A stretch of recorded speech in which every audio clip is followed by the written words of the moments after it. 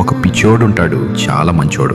ఎవరి కష్టం చూసినా తట్టుకోలేడు. వాడి జేబులో పైసలు లేకపోయినా పర్వాలేదు, కానీ ఎవడైనా అడిగితే లేదు అనడు. వాడికి ఓపిక నశించినా నో చెప్తే ఫీల్ అవుతారేమో అని ప్రతి ఒక్కరికి ఎస్ చెప్పి వాడిని వాడు చంపుకుంటాడు. బదులుగా వాడికి దొరికేది నువ్వు దేవుడివి బ్రో అనే ఫేక్ మాటలు. కానీ లాస్ట్ కి వాడికి చిన్న అవసరం వచ్చినప్పుడు ఒక్కడు కూడా దిక్కుండడు. అప్పుడు అర్థం అవుతుంది ప్రపంచం ఎంత దరిద్రమైందో అని. ఆ పిచ్చోడు ఎవడో కాదు భయ్యా, అది నువ్వే. ఆ కథ నీదే. చూడు, హెల్ప్ చేయడం తప్పు కాదు, నీలో ఉన్న మంచితనం తప్పు కాదు, కానీ నువ్వు దాన్ని ఇస్తున్న ఈ సమాజం సరైనది కాదు. అందుకే గుర్తుపెట్టుకో, నువ్వు స్ట్రాంగ్ గా ఉంటేనే నీ మంచితనానికి విలువ ఉంటుంది. నువ్వు పవర్ఫుల్ గా ఉంటేనే నువ్వు మిగతా వాళ్ళకి హెల్ప్ చేయగలవు. అనుభవించిన కాబట్టి చెప్తున్నా, ఎంత కష్టమైన పని చేసుకొని సంపాదించు, కానీ అప్పులు మాత్రం చేయకు.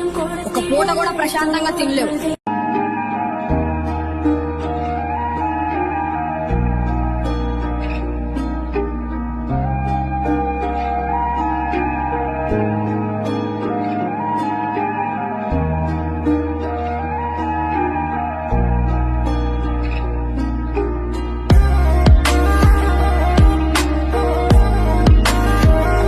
కుదిరితే పరిగెత్తు, లేకపోతే నడు.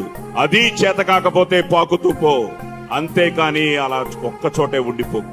దేహానికి తప్ప దాహానికి పనికిరాని ఆ సముద్రపు కెరటాలే ఎగిసి ఎగిసి పడుతుంటే నీ తలరాత ఇంతే అన్నవాళ్లు కూడా నీ ముందు తలదించుకునేలా చేయగల సత్తా నీది.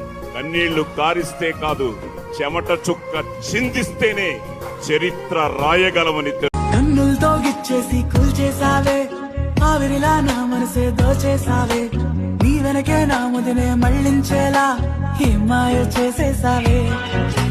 కాలానే రంగులతో కప్పేసావే, చూపులతో చిత్రాన్ని చూపించావే, మేఘాలో వర్షంలా నా మీద